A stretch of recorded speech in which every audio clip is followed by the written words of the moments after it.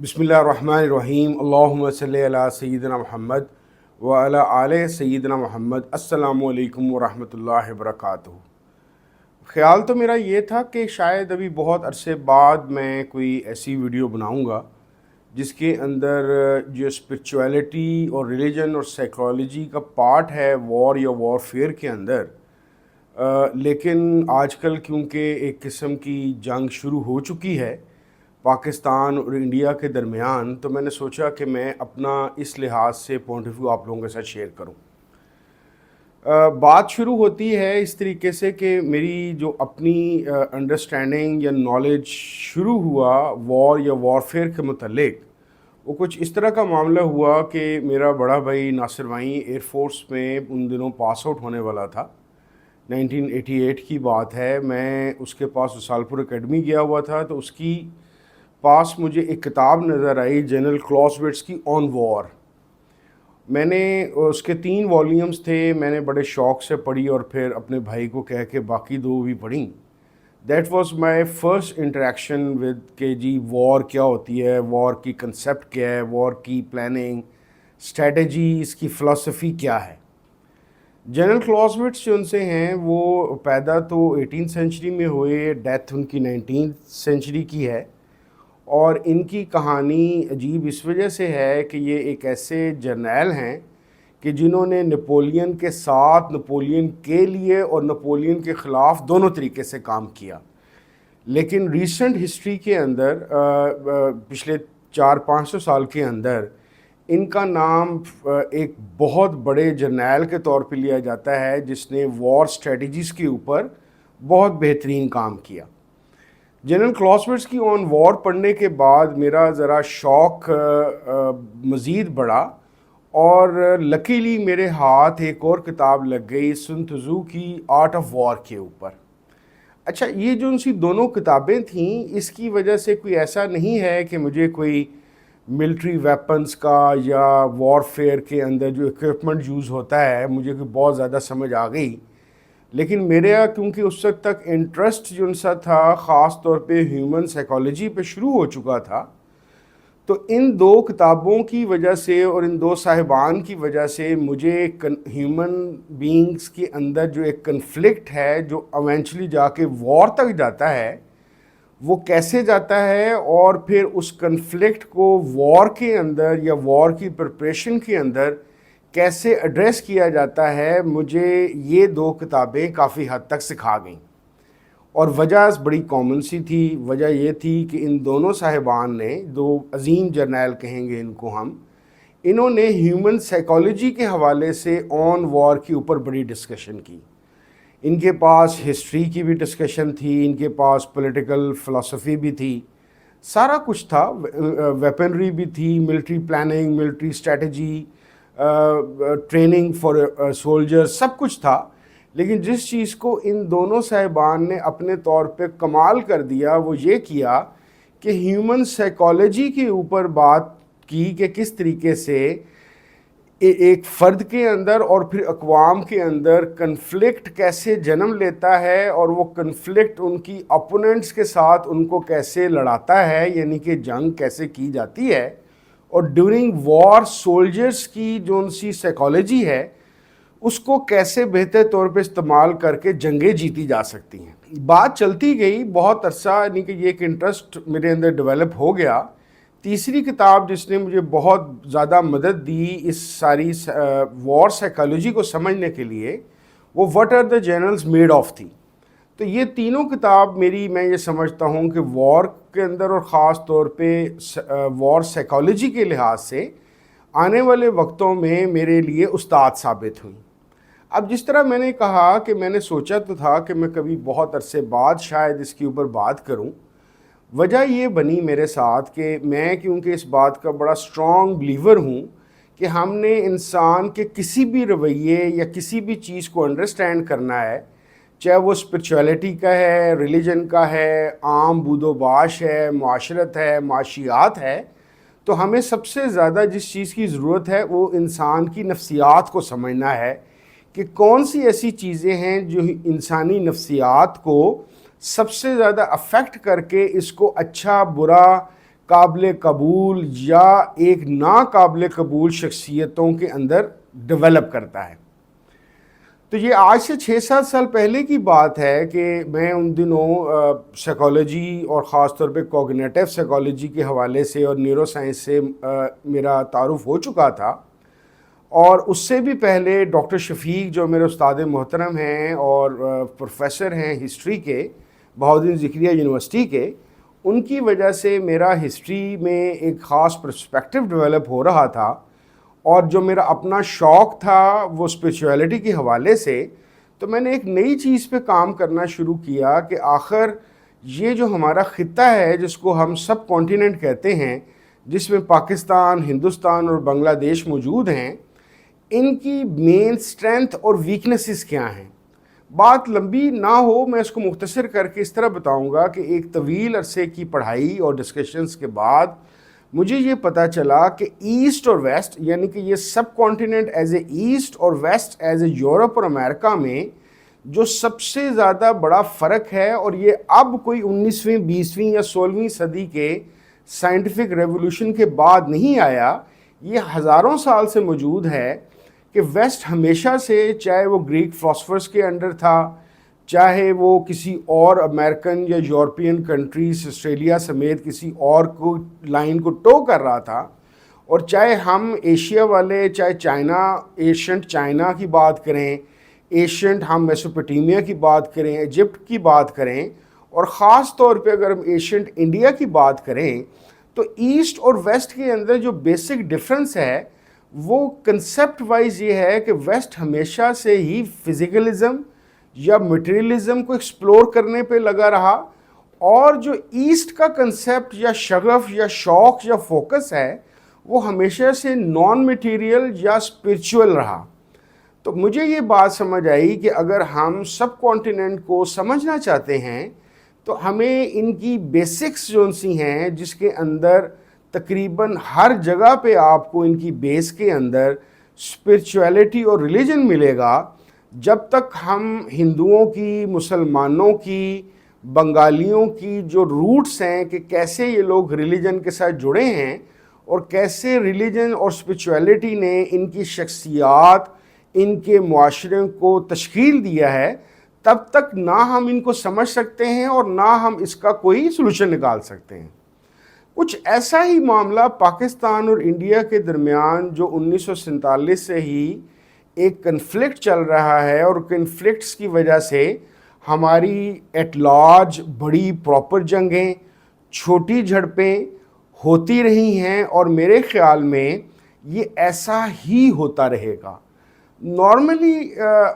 پچھلے 20-25 سال کی تاریخ کی وجہ سے مسلمان انفارچونیٹلی شاید اپنا مقدمہ صحیح طور پہ پیش نہیں کر سکے، اور ان کو ایکسٹریمسٹ یہ ہیں بھی بعض چیزوں میں، اور کچھ ان پہ الزامات بھی لگے اس حوالے سے کہ جی ان کی تو الہامی جو کتاب ہے قرآن شریف، اس کے اندر جہاد کا ذکر ہے۔ تو ہمیں اس طریقے سے پریزنٹ کیا گیا کہ جیسے وارز اور جہاد اور قتال صرف اور صرف کوئی تاریخ انسانی کے اندر مسلمانوں کے ساتھ ہی جڑا ہوا ہے، اس کے علاوہ یہ موجود ہی نہیں۔ مزیدار بات یہ ہے کہ ہندوؤں کی متعلق اگر آپ پڑھنا شروع کریں گے تو ان کی اسپریچویلٹی اور ان کی جو روحانیت یا مختلف طریقے سے جو ان کا ریلیجن ڈیولپ ہوتا گیا، لیکن اس کے باوجود ان کی جو مقدس ترین چیزیں ہیں، جس میں خاص طور پہ مہابھارت کا آپ نے ذکر ضرور سنا ہوگا، ان کی کور کے اندر کنفلکٹ اور وار ہے، یعنی کہ جھگڑا، وار، کنفلکٹ جو ان سے ہے، اس سے بھگوت گیتا وغیرہ اور مہابھارت کی جو دوسری ایکسپیکٹس ہیں وہ سارے کے سارے پر ہیں۔ تو دیٹ مینس کہ صرف اور صرف مسلمانوں کے ساتھ کنفلکٹل وار یا جہاد کا کنسیپٹ نہیں ہے، ہندوؤں کو بھی مذہبی طور پہ بھی، یعنی کہ نہ صرف کہ معاشرتی طور پہ بلکہ مذہبی طور پہ بھی یہ کنسیپٹ آف وار سے جڑے ہیں ہزاروں سال سے۔ یہ جو پانڈوؤں کی لڑائی تھی، یہ صرف ایک، اور جس کا مہابھارت میں اور بھگوت گیتا کے اندر ذکر ہے، یہ کوئی صرف اور صرف ان کی کوئی ریلیجس بک نہیں ہے، بلکہ وار کیسے ہوئی، کیوں ہوئی، اس کی کیا ایتھکس ہیں، کیا اس کی لیگیلٹیز ہیں، کیا اس کی نان لیگیلٹیز ہیں، یہ سارا کا سارا اس کے اندر موجود تھا۔ ابھی پچھلے دنوں ہمارے وہ دوست جنہوں نے نولین کی بڑی مشہور فلم اوپن ہائمر دیکھی ہوگی، اس میں بھی نولین نے جو اوپن ہائمر کا ایک بڑا مشہور جملہ ہے کہ جو بھگوت گیتا سے لیا گیا ہے کہ I am death and destroyer, جو اصل میں بھگوت گیتا میں جو اس طرح سے لکھا ہوا ہے کہ میں وقت ہوں اور ہر چیز کو تباہ کرنے والا ہوں۔ تو تباہی، لڑائی جھگڑا، خون خریزی، یہ بھی ہندوؤں کے اندر ایک جسے کہتے ہیں بالکل بیس کے اندر پڑا ہے، اور یہ ایک ایسا وار کا یا کنفلکٹ کا ان کا کنسیپٹ ہے جو بالکل ان کی تمام قسم کی ریلیجس جو ایکٹیویٹیز ہیں اس کے ارد گرد گھوم رہا ہوتا ہے۔ دیٹ از وائی جو ایک بڑی کامن سی چیز ہم دونوں قوموں کے اندر موجود ہے، یعنی کہ پاکستانی اور ہندوستانیوں کے اندر، کہ بالکل آپ کو جس طرح پتہ ہے کہ 1965 اور 71 کی وار کے اندر، اور خاص طور پہ 65 کی وار کے اندر روحانی بابوں کا، سبز چوگوں والوں کی مدد کا، اس طرح کے سارے ذکر اذکار ہماری مختلف کتابوں پہ ملتے ہیں، اور اس کو بڑے دعوے سے پیش کیا جاتا ہے، یعنی کہ وار کے ساتھ روحانیت کو ملا کے بھی بات کی جاتی ہے۔ اسی طریقے سے مزیدار بات یہ ہے کہ 1965 اور 71 کی جنگ میں کچھ ایسے ہی دعوے جو ان سے ہیں ہمیں ہندوؤں یا ہندوستانیوں کے پاس بھی ملتے ہیں۔ ایک مشہور واقعہ ہے کہ راجستھان میں 65 کی وار میں ایک مندر تھا جس کے اوپر ان کے خیال کے مطابق سینکڑوں بم پھینکے گئے، وہ تباہ نہ ہوئے، اور پھر جب فوجوں نے اس کی طرف مارچ کیا تو وہ زمین میں دھنسنے شروع ہو گئے۔ تو دیٹ مینس کہ ان دونوں قوموں کے اندر وار کے ساتھ بھی ریلیجن اور اسپرچویلٹی اور اسپرچول پاورز کی سپورٹ کا ایک کنسیپٹ بہت قوت سے موجود ہے۔ اب ان دونوں میں فرق کیا ہے؟ فرق سب سے پہلے بات تو یہ ہے کہ ہندوؤں کے پاس ایک چیز ایسی کمی ہے جس کی وجہ سے they have never been able to properly participate in wars، اور یہ شاید کبھی بھی نہیں کر سکیں گے۔ اس کی وجہ یہ ہے کہ ہزاروں سال سے ہندوستان کیونکہ ایک بہت بڑا خطہ ہمیشہ سے ہی رہا ہے، اور کسی زمانے میں سونے کی چڑیا بھی کہلاتا رہا کیونکہ یہاں کے ریسورسز بہت زیادہ ہیں۔ ہندوستانیوں کا سب سے بڑا مسئلہ یہ ہے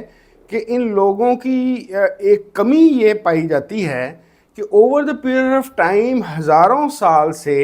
انہوں نے جتنی بھی وارز لڑی ہیں یا جتنے بھی ان کے کنفلکٹس ہوئے ہیں، جھڑپیں ہوئی ہیں، یہ سارے کے سارے ہندوستان کے اندر ہوئے ہیں۔ ان کے پاس چائنا کی طرح، مسلمانوں کی طرح، رشینز کی طرح، جرمنز کی طرح، یعنی کہ جو دنیا کی جو دوسری بڑی قومیں ہیں، عرب وغیرہ، اس طرح کا بہت زیادہ ایکسپوجر نہیں ہے اپنے ملک یا اپنے خطے سے نکل کے دوسری جگہ حملہ آور ہونا یا وہاں پہ قبضہ کرنا یا اس کو مینٹین اور سسٹین کرنا۔ اب اس چیز کی وجہ سے ان کی وار سائیکالوجی کے علاوہ ان کی جو ایڈمنسٹریٹو جو سائیکالوجی ہے، جو چیزوں کو سنبھالنے کی ہے، بہت ویک ہے۔ اس کی وجہ یہ ہے کہ ہزاروں سال سے یہاں پہ مختلف قومیں آتی رہیں اور اپنے علاقے فتح کر کے بڑے بڑے دیر صدیوں تک حکومتیں کرتی رہیں۔ ہم مسلمان تو اس میں ہیں ہی ہیں، پھر گریک بھی یہاں پہ آتے رہے، پھر اس کے علاوہ ہن ڈائنیسٹی کے چائنیز لوگ بھی آتے رہے، یعنی کہ دنیا کا کوئی ہی شاید ایسا خطہ یا کوئی ایسے لوگ ہوں گے سکندر اعظم سے لے کر شہاب الدین غوری اور ابدالی تک جو یہاں پہ آ کے ہرا کے لڑ کے یہاں پہ قبضہ کر کے بیٹھا نہ رہا ہو۔ تو ان کا مسئلہ یہ ہے کہ ان کی ساتھ جو وار ہے وہ کبھی بھی اوپن نہیں کریں گے، یہ اگریشن کے اندر نہیں جائیں گے، یہ اوفینسو نہیں ہوں گے۔ حالانکہ پچھلے بہت سالوں سے پاکستان نے شاید یہ ڈیسائیڈ کیا ہوا ہے کہ وہ ڈیفینسو رہے گا، اوفینسو نہیں رہے گا، جس کی وجہ سے بعض کنفلکٹس کے اندر یا جھڑپوں یا وار کے اندر انڈینز کو فائدہ ہوا، اور اس کی صرف یہ وجہ تھی کہ مسلمانوں نے یعنی پاکستانیوں نے آفینس کرنے کی بجائے ڈیفینس کے اوپر تکیہ کیا. اگر مسلمان اپنی تاریخ کے مطابق، جو کیونکہ مسلمانوں کی ہمیشہ یہ تاریخ رہی ہے، ایک تو بھگوت گیتا کا جو کنسپٹ آف وار ہے ان کے اندر بھی یہ موجود ہے کہ وار میں مرنے کے بعد بندہ سورگ میں چلا جاتا ہے، یعنی کہ جنت میں چلا جاتا ہے. لیکن ساتھ ایک موکشا کا کنسپٹ بھی ہے، سورگ میں جانے کے باوجود اس کو مکتی نہیں ملتی. مسلمانوں کا جو ان سا جہاد ہے اس میں خاص جذبہ ہونے کی وجہ یہ ہے کہ ان کے اندر آپ کو صرف ہم ایک طریقے سے بتانے کے لیے تو کہتے ہیں کہ جنت میں چلا جائے گا،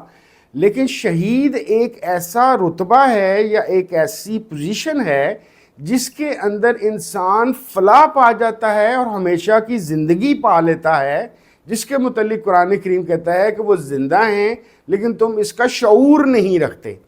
سو دیٹ از وائی مسلمانوں کے اندر جذبہ جہاد ایک تو توحید کی وجہ سے اور رسول اللہ صلی اللہ علیہ وسلم سے ایک خاص انسیت ہونے کی وجہ سے زیادہ کلیرٹی رکھتا ہے، اور جو شہادت کا انعام ہے وہ بہت بڑا ہے.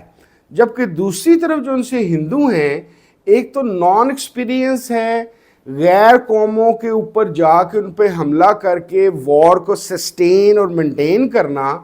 اس کے علاوہ جو کنسپٹ آف جو وار ہے، جس کو ان کی زبان میں جہاد کہا جائے گا یا کچھ اور کہا جائے، مجھے اس کا ہندی مطلب نہیں آتا کہ وہ کیا کہتے ہیں، یعنی کہ مجھے اس کی ٹرم نہیں آتی، لیکن وہ ایک ادھوری چیز ہے جس کے اندر انسان فلاح یا مکتی یا موکشا نہیں پا رہا. سو دو چیزیں ایسی ہیں کہ میرا یہ فوڈ فار تھاٹ میں دینا چاہتا ہوں، ایک شیئر کرنا چاہتا ہوں کہ جب بھی ہماری، کیونکہ ظاہر ہے ایک چیز ہے، حق و باطل کی لڑائی شروع سے جاری ہے. یہ ہمارا یہ ٹھیک ہے، ہمیں امن پسند ہونا چاہیے، امن کی پرچار ضرور کرنی چاہیے، لیکن اس کے ساتھ ہی جس طرح فرمایا گیا ہے کہ اپنے گھوڑے بھی تیار رکھنے چاہیے. تو میرا فوڈ فار تھاٹ یہ ہے کہ جب ہمارا جو نیبرنگ ظاہر ہے کنٹری انفارچونیٹلی ہندو، اور انہی کے ساتھ ہماری لڑائی ہے، اور انہی کے ساتھ ہمارے کشمیر وغیرہ پہ، سیاچین وغیرہ پہ کنفلکٹس ہیں، تو یہ جب تک ریزولو نہیں ہوتے یہ ایسے ہی چلتے رہیں گے. تو اس کے لیے ضروری یہ ہے کہ ہمارے یہاں پاکستان میں اگر کوئی وار کے یا وار فیئرس کے تھنک ٹینکس ہیں تو وہ ہندو اسپرچویلٹی اور ریلیجن کے اوپر خاص غور کریں، کیونکہ ان کی جو ہندو سائیکالوجی ہے وار کی، اس نے اندرا کے کنسیپٹ یا اگنی کے کنسیپٹ وغیرہ کی وجہ سے جو انسپریشن لی ہوئی ہے ان کی اپنی اسپرچویلٹی سے لی ہوئی ہے. اور ان کی جو ان سا کنسیپٹ آف وار ہے، جو ایکسٹریکشن ہے اسپرچویلٹی کا، اس میں ایک خاص قسم کی کنفیوژن اور انکمپلیٹنس پائی جاتی ہے. دیٹ از وائی میرا یہ ماننا یا سمجھنا ہے، عام دوسری زمانے کی چیزوں کی طرح، کہ جب کوئی قوم دوسری اپوننٹ قوم یا دوست قوم کی نفسیات کو جتنا زیادہ بہتر سمجھے گی، کنفلکٹ کی صورت میں زیادہ اچھا مارے گی، اور دوستی کی صورت میں اپنے ریلیشن شپ کو مزید بہتر کر سکے گی. تو میری یہ سجیشن ہوگی کہ وہ لوگ جو انٹرسٹ رکھتے ہیں خاص طور پہ انڈیا کے ساتھ کنفلکٹس اور وار فیئر کو سمجھنے کے لیے، ان کے لیے فوڈ فار تھاٹ یہ ہے کہ ان کا کنسپٹ آف ریلیجن اور اسپرچویلٹی کو ضرور پڑھیں، کیونکہ وہاں پہ دوئی ہے. کیونکہ ایک طرف ان کا ریلیجن یہ کہتا ہے کہ پہاڑوں پہ نکل جاؤ اسپرچویلٹی والے، اور وہاں پہ بیٹھ کے سمادھی باندھ کے بیٹھے رہو، دنیا سے کوئی تعلق نہ رکھو. لیکن وہ لوگ جو سمادھی نہیں باندھ رہے، پہاڑوں پہ جا کے رشی یا بھکشو نہیں بن رہے، ان کے ساتھ مسئلہ یہ ہے کہ ان کو یہ سمجھ ہی نہیں آتی کہ کہاں پہ جا کے کہاں تک لڑنا ہے، اور اس لڑائی کا اینڈ رزلٹ ہمیں خدا سے کیا ملے گا. جس طرح مسلمانوں کے ہاں اینڈ رزلٹ کی کلیئرٹی ہے. تو فوڈ فار تھاٹ صرف آج کی یہی تھی اس ویڈیو سے. ظاہر ہے یہ ایک ایسا موضوع ہے جس پہ بہت زیادہ بات کی جا سکتی ہے، اور میں 5-6 سال سے پڑھ بھی رہا ہوں، لیکن صرف آپ کو ایک آئیڈیا دینا تھا کہ اگر آپ انڈین وار فیئر کی سائیکالوجی کو سمجھنا چاہتے ہیں تو ہمیں ان کی اسپرچول اور ریلیجس سائیکالوجی کو سمجھنا پڑے گا. بہت شکریہ. السلام علیکم ورحمۃ اللہ وبرکاتہ.